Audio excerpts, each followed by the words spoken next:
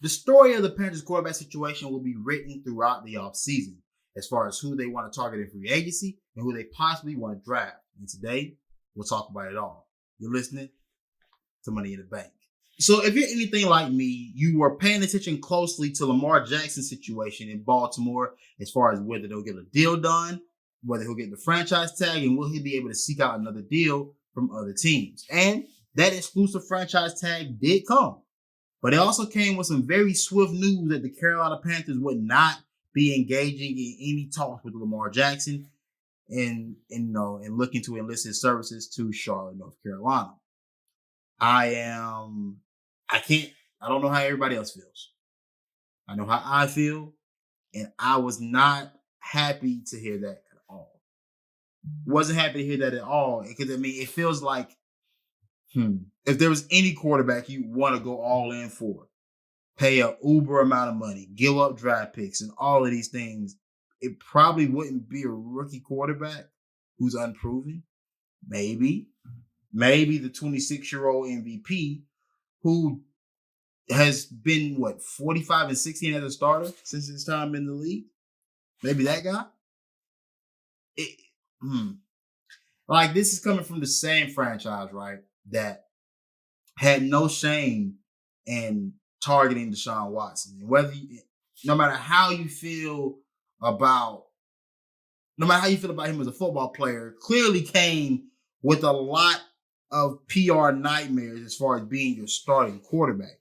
Had no issue with targeting him and looking to acquire his services for what we see would have had to been a groundbreaking deal, which is fully guaranteed. Now, it doesn't make me proud as a fan that we're not gonna go after the best possible guy to be our quarterback. Whether we would have given him a deal or not is none of my concern. At least try to come out and blatantly say you're not going to engage in any talks with this man is crazy, considering that we need a quarterback. Look, here's what you've done since Cam Newton, right? You signed Teddy Bridgewater for $60 million. You traded for Sam Darnold before and extended him before ever seeing him play. Then you go trade for Baker Mayfield. You then have to start Sam Darnold again. Oh, also in between all of this, you signed Cam Newton back off the street to start for you in week 10 or 11 in the season at the end of last season. So all of these things you've done. Also, you started PJ Walker multiple times. All of these things have been done because we don't have a quarterback. And it leads a lot of people to believe that there's some shady business going on by the other franchises to kind of ensure that the deal that Lamar is looking for, which I believe would probably be groundbreaking in the fact that it will possibly be fully guaranteed. The amount of money yearly he would get, which would probably be $50 million. All of those things coming together, mixing in a pot, creates a situation that I don't think owners want for the guys coming up next. Because Joe Burrow is going to get, I feel like, an astronomical number that I don't think any team really wants to see coming. Justin Herbert also, two guys that were in the same draft class. Those two guys in particular are going to do major damage to the market. And Lamar Jackson, who does not have any, professional representation as far as an agent, being represented by his mother, who is a unique quarterback in style that's won the MVP, that now has the opportunity to reset the market. Because you look at the guys that have been unique before, like Cam Newton. Cam Newton, luckily for the Panthers' sake, didn't have his MVP season until after he signed his contract. So there was no big cash in for him where he could have broken all types of records for the deal they would have had to give him, and if he would have had that season the year before instead of the year after. I don't believe Russell Wilson ever did major damage to the quarterback market. I may be wrong on that. I could probably y'all will fact check me somewhere in the comment section, I believe. And Jalen Hurts, who's had his season, isn't going to be he's not going to reset the market either. But Lamar Jackson, who is due. Among all the quarterbacks that you talk about, the young, talented quarterbacks in this league, Lamar Jackson is among the top of them.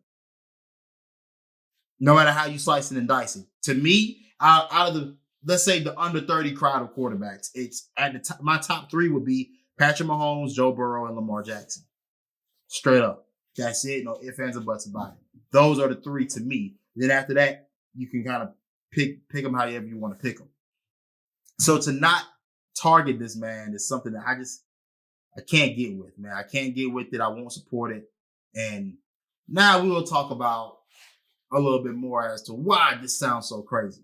So this sounds crazy because the Panthers almost immediately after the news came out that we weren't going to target Lamar Jackson, it came out that we were interested in Jimmy Garoppolo, a guy that I know we've had interest in for at least a couple years now, because even dating back to last offseason, the talks were in between Baker Mayfield and Jimmy Garoppolo. Here's where I'm at with the whole Jimmy G thing. Do I like Jimmy G? I don't dislike him. I definitely don't hate him. But I feel like I have a good understanding of what he is as a quarterback. And also, I feel very strongly about Kyle Shanahan's system in San Francisco.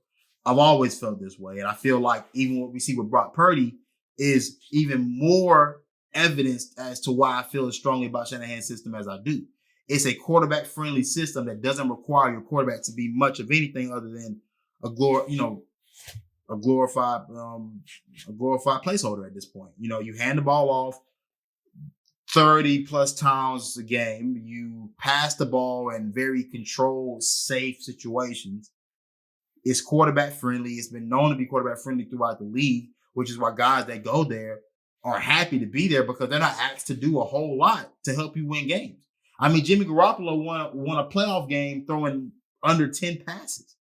See, that only can happen if you have a system that works that way and you put the type of style of offensive line together that you have. And, you have the weapons like George Kittle, Brandon Ayuk, and Deebo Samuel running around. And now Christian McCaffrey in the backfield as well. See, that looks great. I don't believe Jimmy Garoppolo comes to Carolina and does, I won't say any of it because I do believe in Frank as an offensive mind and an offensive play caller. I just don't believe that he adds an element to the offense that we've been missing, which is the deep ball. That doesn't come with Jimmy Garoppolo in that package. It's not there. He can't buy it. There's no VC or nothing to give him that. You know what I'm saying? And we have a young receiving room that's still learning and that we probably need to upgrade in certain areas as well. I don't think I want to upgrade that with him. I think I've seen what I've needed to see out of him. He can be a good quarterback for somebody, but I don't think he can be a great quarterback in a situation where we need him to press the ball down the field. Not his game. That's not what he does well. If you've seen what he does well, it's the exact opposite, I think, of what we want. Now, on to the NFL draft. I mean, there's been talks that the Panthers are in love with Will Levis. That's been going around for a while. That's no surprise to me. But the reality is we're going to have to start living with the fact that Will Levis may possibly be that pick at number 3 if we were to trade up to that spot, or number 1 if we were to trade up to that spot. I think Will Levis is only the option if Bryce Young and C.J. Stroud are gone. Fans have fell in love with Anthony Richardson. The Panthers never said they were, we never heard word they were in love with Anthony Richardson. The same way we didn't hear they were in love with Justin Fields when we wanted Justin Fields either. So it's one of those things where I think we're going to have to get used to the idea that Will Levis is possibly going to be the guy. And honestly, next week, I'll probably do a deeper dive into his game and what I like and what I maybe dislike and specify those things more. So when we talk about him, I don't just sound like a random hater on the street that just doesn't like him because he went to Kentucky.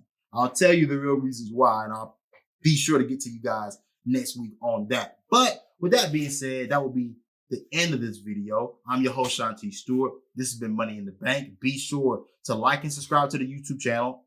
And be sure to follow us on Instagram and Twitter at P1N_network.